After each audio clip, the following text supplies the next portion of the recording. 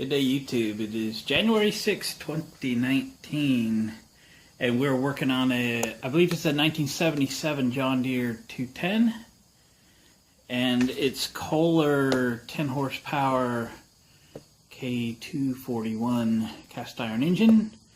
It had kicked a rod and did no damage to the block.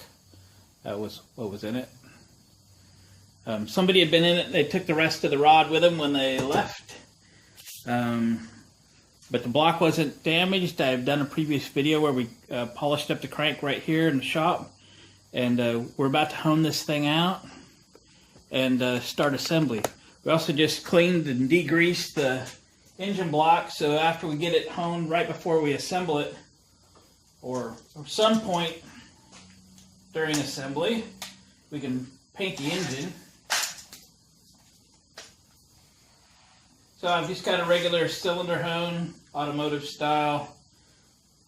Just your cordless drill. We're just going to use some WD-40 to lubricate it. The cylinder is in really good shape. There was no ring ridge on it. So let's hone it out. I'm going to make sure my crankshaft weights are as far away as possible. And then kind of as a reference to how low you can go with the hone. That's about as low as you can go. Low as it needs to be.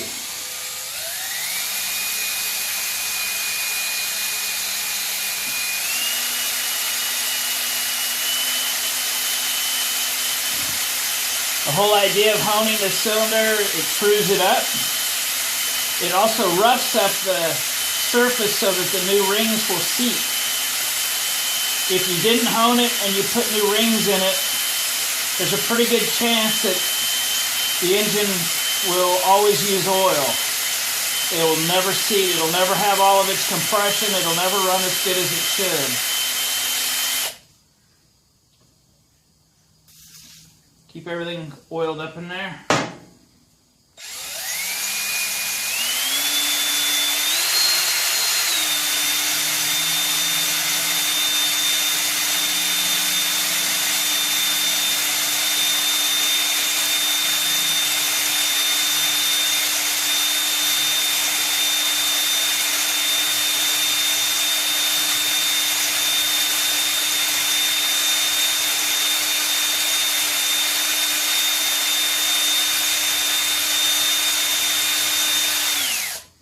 Let's see how we're doing.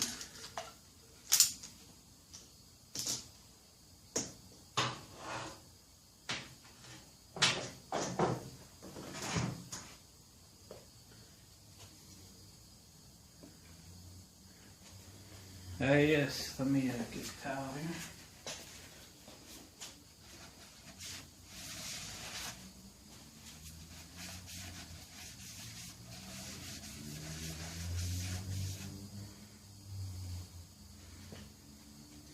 Now I'll give you a close-up of what we got going on in there.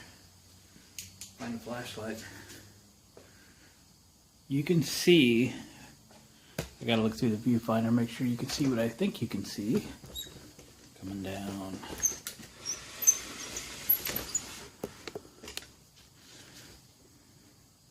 You can see where the ring ridge is. You see it bright and shiny on the top. That's the part that the rings never get to. And then you can see right below that is an area of high wear. That's right at the top of the cylinder. And then you can see where the hone is actually doing some good. So what we have to do is hone the cylinder until we get the ring ridge to match what's right below there. Now you can't really feel this with your fingers, but you can sure see it. So that's our visual reference. So I'll continue to hone until that all becomes very clear, very the same, till we get rid of the ridge and we get the cylinder nice and flat and square. All right, back in flash. Well, we got the cylinder all honed out, cleaned up nicely. See there? Drug a file across the top as well. There was a little bit of activity in here that needed cleaned up, so just drug a flat file across there to knock anything down that might have been in the way of a perfectly good seal on the head. But it's going to be nice. It's going to be a great little motor. That ring ridge, you know, was there. You couldn't feel it, but it was there enough. I mean, you could sure see it when you honed it. But, you know, it just took, I don't know, 10 minutes or so. Hone that thing out. It's nice and straight and square and everything. So, time to get assembling this little girl, right? Catch you back here in a little bit. Knock you over. Alright, time to put the piston together and put the rod in there. Maybe we just stick a bolt in there. Nah, probably not. Alright, I've been using this motor assembly grease since I was a teenager, putting engines together in high school. And we'll just continue to do that. It's kind of a white grease.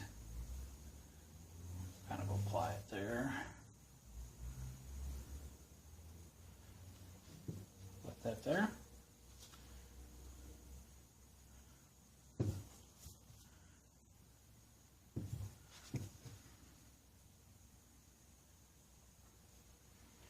You're ready.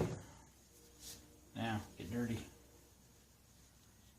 Ah, it's not getting dirty. It's perfectly clean grease.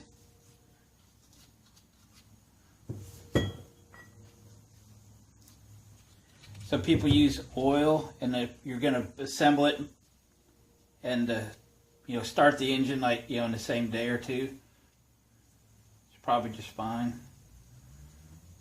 But if your engine's going to sit a while before it runs and gets oil lubricated, the oil could leave and then you're stuck with everything being dry. Wow, I thought those were going to push in a little easier than that.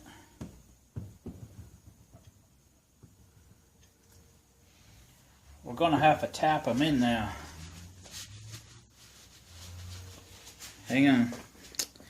I got to move you over to get my hammer. We're not talking sledgehammering or nothing. We're talking a little mallet.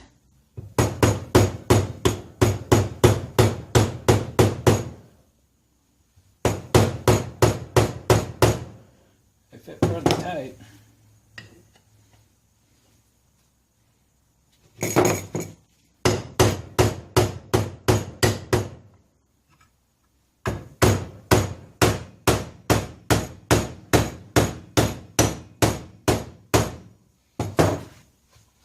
That's going to hit me in the face if I don't wipe it off. Are you ready? Let's put this clip in, and then we'll drive it home to the clip. Might need a little needle nose action. These might work perfect for that. I believe they will.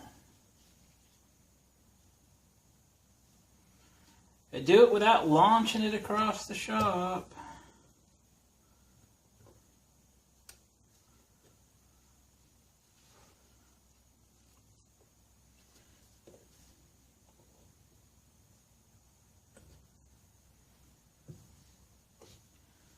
Come on.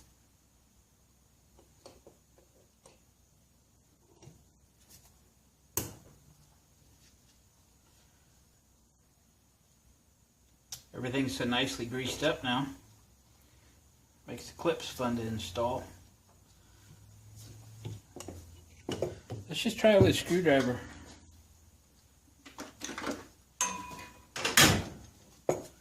I got half of it in, we'll just pull it around with a screwdriver. There we go. Are you happy? Happy in your groove?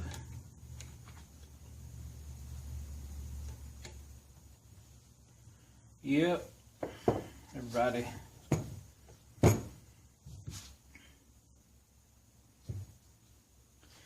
Now then, we've got to find a socket.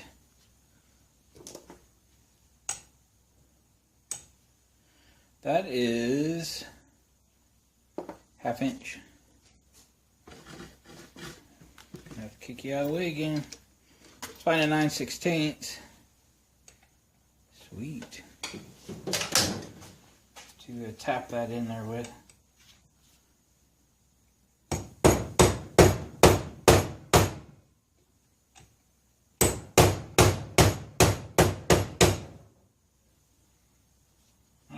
Ways to go.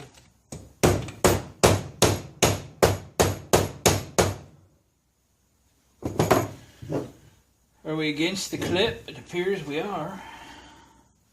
That means this one ought to fit by now. Oh, yeah, it's here. It didn't go.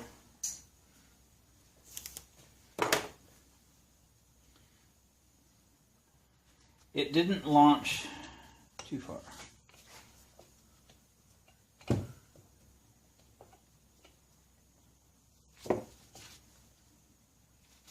We're going to try the pliers again. There we go.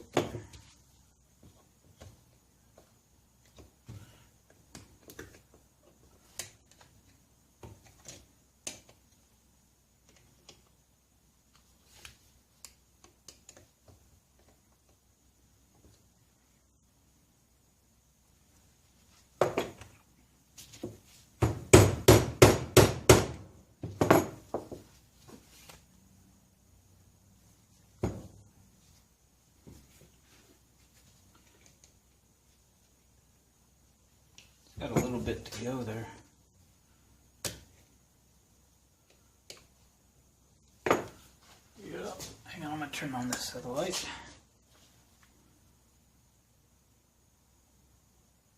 It's mostly in.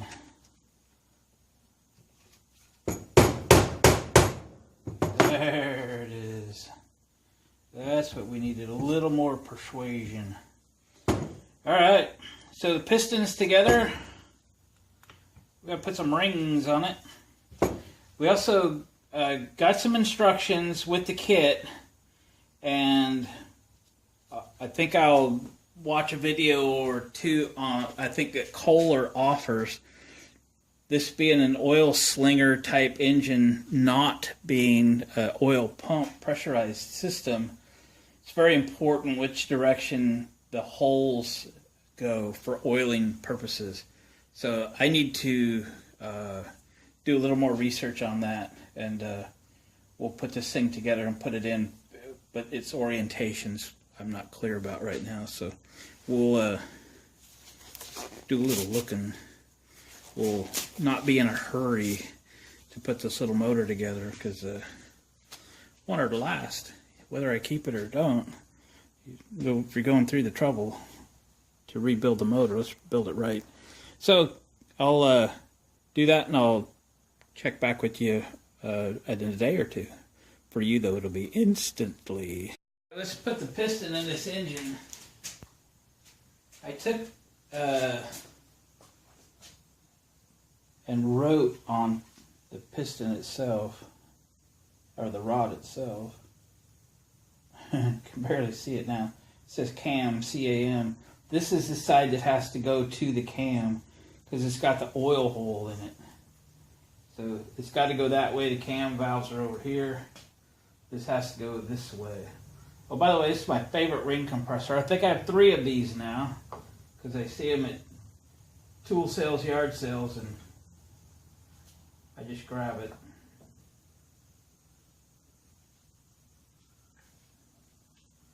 I gotta miss this. There we go. It's corrugated, so it doesn't try to go down the piston hole. It stays on top of the deck real nice. And it fits a huge variety of piston sizes. It's very easy to size, and it's just like a vice grip, you know, just got a cam lock, so it just grabs right on there. We'll tap this down. I got the oil ring all set, and I always stagger the top and bottom spring ring on the oil ring. And then the top two compression rings are 180 degrees from each other. That's the way I put them.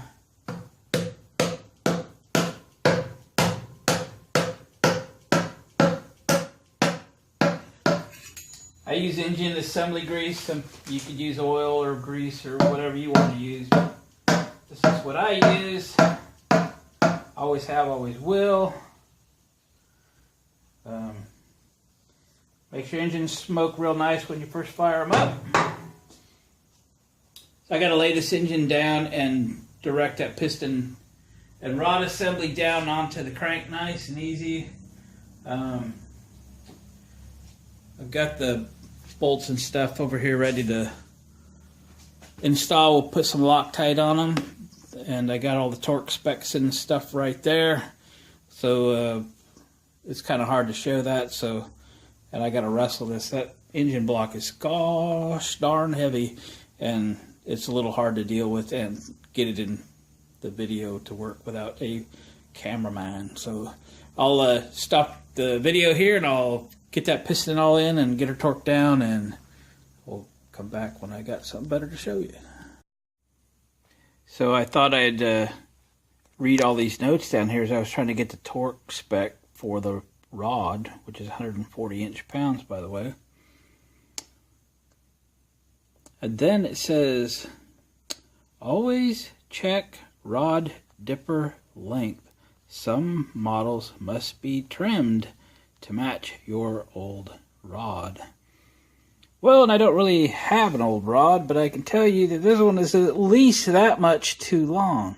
I do not know how far off the oil pan it should be. I luckily was getting the torque specs when I seen them, so I didn't have it torqued down. So I cleaned up the oil pan, set it on, and I guess I'm going to cut that off and try to reproduce that shape a little bit, and then put it back on. Basically put this on the rod. I'll just snug it down. We'll put the pan on it without a gasket, and as long as it doesn't hit, it should be good. But with a gasket on there, it'll give it just a little bit of insurance, but it does need to get down in there. So anyway, if you bought a kit, you might have to shorten the dipper on the rod bearing, on the rod cap there a little bit. So as much as it pains me, I'll go cut this off. I finally got the rod and piston in, and it took me 4 tries, because I didn't want to come up too short, to shorten that dipper. You can see I still got some white grease on it. I was using that, a dab of white grease on the end of that, putting the oil pan back on, and then you turn the engine just a little bit to see if it would hit or not. By using, a dab, maybe a 1/16 of an inch thick, without a gasket on the pan, that assures me a 1/16 inch of clearance, plus when I put a gasket on it, the thickness of the gasket added to that. So I've kind of just sprayed that engine out with some carb cleaner. We'll let it evaporate, and I guess I'll get the gasket out and we'll put this oil pan back on it. Think about putting the head back on it. Think about putting this thing back together. More later. Alright, we got the oil pan on, got the head cleaned up, got it going on. I got the bolts just down a little bit tight. Now we gotta torque them. I was kind of hoping I could do this without the extension, maybe. So torque is 25 to 30 pounds. I got it set for half of that. And we'll just kind of go across in a star pattern.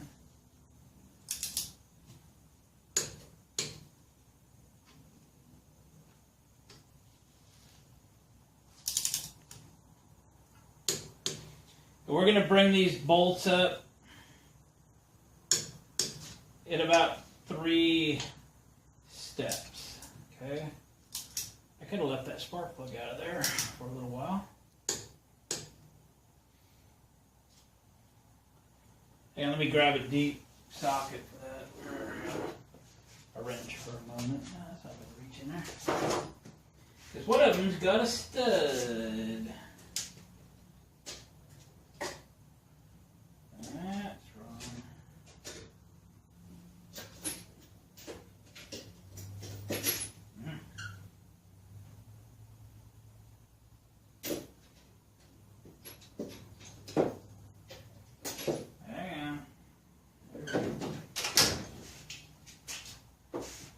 Should have just started off with a deep socket.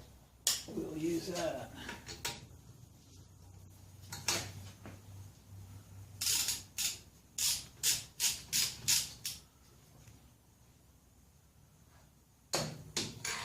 Okay.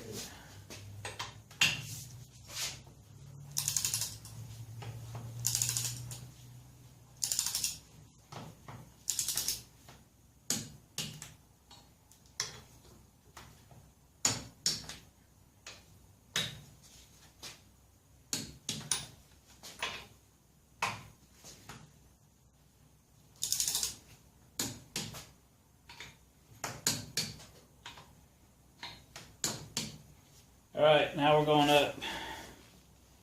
We're going to take it to 20 pounds.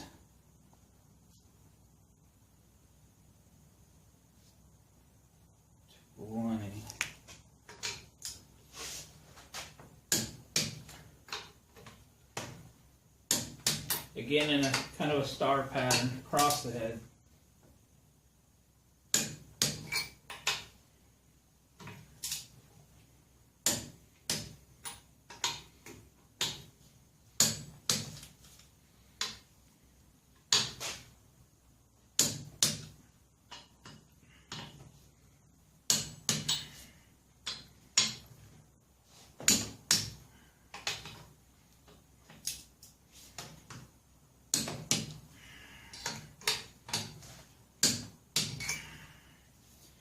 Now we'll take them to 25.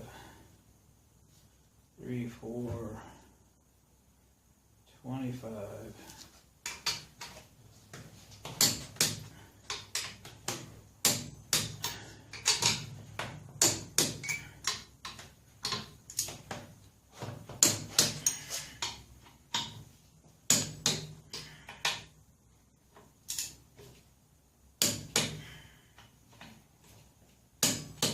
Doing them in steps lets the head gasket seat itself. There we go. This is just a double check. Make sure they're not moving. Okay. That's good. Head is torqued. So, I'm going to clean up some tins and clean up a bunch of these brackets and pulleys and stuff, which, gosh, I hope I remember how those things go on. Hopefully I got some good video. Yeah, because that'll be fun. So, I think we'll call this a video. Now it's getting kind of long. But we got the engine back assembled. And, I might take some time to clean up and maybe put some paint on the tins before I put it back in the tractor. I say back in the tractor. I didn't even take it out. So that makes things a little more interesting because I've never had a tractor like this, nor did I take the engine out of it. So it was out when I got it. But, hey, there's always the internet, right? Thank you guys for watching, commenting, and subscribing. These videos come to you absolutely for free, but if you hit the like button, it's like paying me. Thanks. I'll catch you on the next one.